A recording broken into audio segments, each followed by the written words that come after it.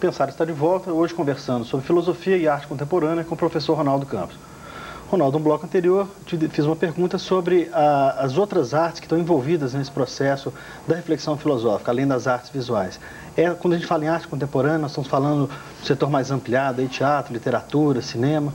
Como que a filosofia tem refletido sobre todas essas manifestações artísticas? Eu só quero deixar claro o seguinte, eu optei por uma corrente, né, filosófica para analisar um tipo de obra de arte.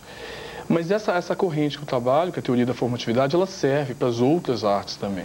E a própria arte contemporânea, ela vai buscar nessas outras artes elementos para a construção do seu objeto. Então, a gente vê muita performance, muito happening, muita situação onde a arte contemporânea vai usar o cinema, a literatura, a fotografia. Não só, a arte hoje não é só escultura, pintura, não é só aquilo que a gente antigamente chamava de as artes plásticas, né? As belas artes. A arte é muito mais do que isso, ela é tudo.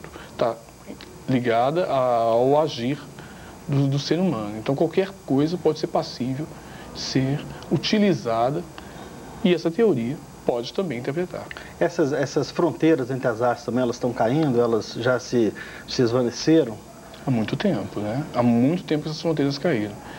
Porque hoje em dia é muito difícil a gente imaginar um artista contemporâneo com aquela mentalidade que existia no século XIX. O que ele quer é instigar, ele quer propor coisas novas. Agora, a gente tem uma gama muito grande de artistas que ainda faz a sua obra de arte à maneira antiga, né? Nessa reflexão que você faz sobre o fazer estético, você também coloca a questão da improvisação. Né? Durante muito tempo você pensava o acaso, a improvisação, que o artista tinha o conteúdo e passava aquilo na sua obra. A gente sabe que o acaso também faz parte disso, né? A improvisação em algumas artes é um elemento fundamental. Onde que entra, de fato, esse improviso das várias artes? Ele entra de várias maneiras, né? Eu penso muito naquele pintor americano, Sidney Pollack. Agora me escapou esse Sidney mesmo, o Pollack, né? Que ele simplesmente jogava a tinta sobre a tela, né? E o que importava aí não era a figura que ia formar, e sim o gesto que ele estava fazendo, e sim toda a proposta atrás daquele gesto, né? Uma escrita automática, que a gente poderia chamar. Mas a gente tem nessas performances que a gente vê muito hoje em dia, o acaso tem que ser valorizado. Tá? Agora, interessante é quando o artista ele sabe ver naquele acaso uma lei ou uma estrutura que é própria da obra de arte. Também não é pegar um macaco e deixar ele jogar tinta na tela, que aí não vai ser obra de arte, né? Porque senão a gente vai abrir o caminho para uma série de pseudo-obras que não têm esse objetivo e que não são obras de arte, são mero exibicionismo mesmo. Quando a gente fala de fim de fronteiras entre as artes, a gente pode também pensar que a fronteira entre a arte e o mundo também, de uma certa maneira, está anulada, né? A gente vê algumas manifestações como as instalações, os happenings que acontecem no meio da rua, manifestações de teatro. A vida também pode ser olhada de uma maneira artística, a gente pode ver o mundo com um olhar estético? O Luiz de Passo, ele fala que todo fazer humano é um fazer formativo. Ele termina por gerar formas. Só que a obra de arte, ela é uma forma que ela não tem função nenhuma, né? O meu sapato, ele pode ter sido feito com uma certa artisticidade, né? Com fazer artístico, mas ele não tem o objetivo de ser uma obra de arte, né? Então, tudo hoje em dia a gente pode usar como elemento desse produzir artístico, né? Mas só que a gente tem que tomar cuidado que a obra de arte ela tem algumas especificidades que os outros fazeres talvez não tenham. Mas essa relação da obra com o entorno dela, hoje, de uma certa maneira, coloca a obra no meio da rua também, a obra de arte no meio da rua, né?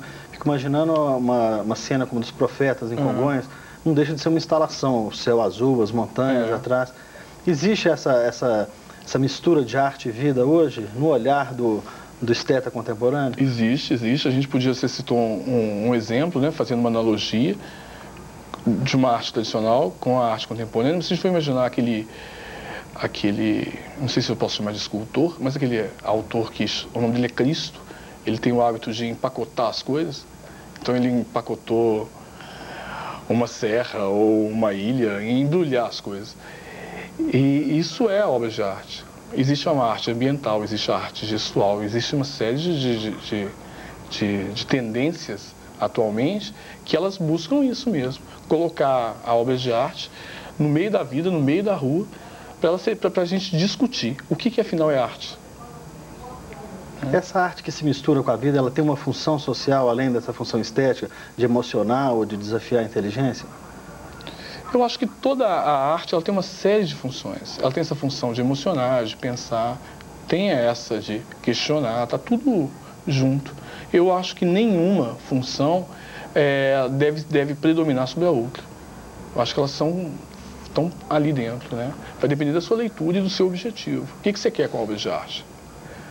Tá? Você citou a artista Lígia Clark, artista brasileira. Que outros artistas brasileiros você acha que nos ajuda a compreender esse novo olhar sobre a arte? O Hélio Oiticica é um artista interessante. A gente tem, eu acho que a Lígia Paper também.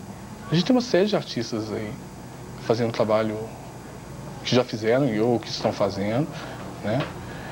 Mas a minha preferida é a Lígia Clark, tá? Mas você tem uma gama muito grande de artistas, a Luiz Carvão.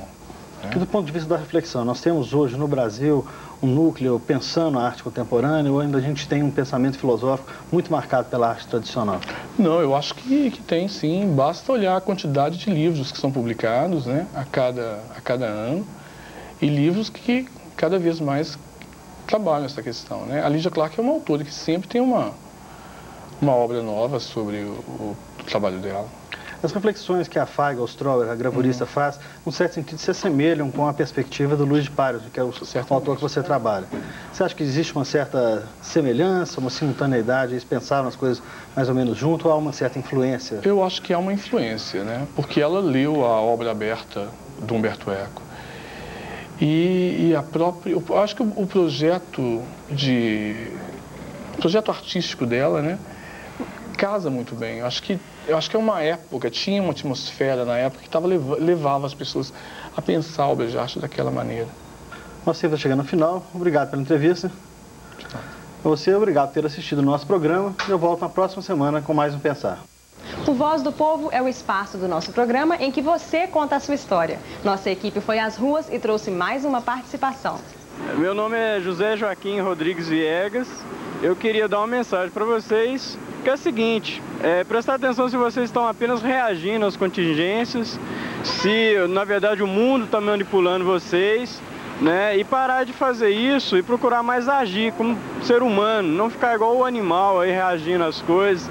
Você leva um xingamento no trânsito, você vai logo revidando isso, tentando xingar também, você está sempre aí sendo manipulado sem perceber. O meu recado é esse. Obrigado. O nosso programa já está acabando. Se você quiser entrar em contato com a gente, o telefone é 3287-5394. O e-mail é puctv@pucminas.br. Você pode mandar críticas ou sugestões. Na próxima semana a gente volta com mais histórias da mitologia. Até lá!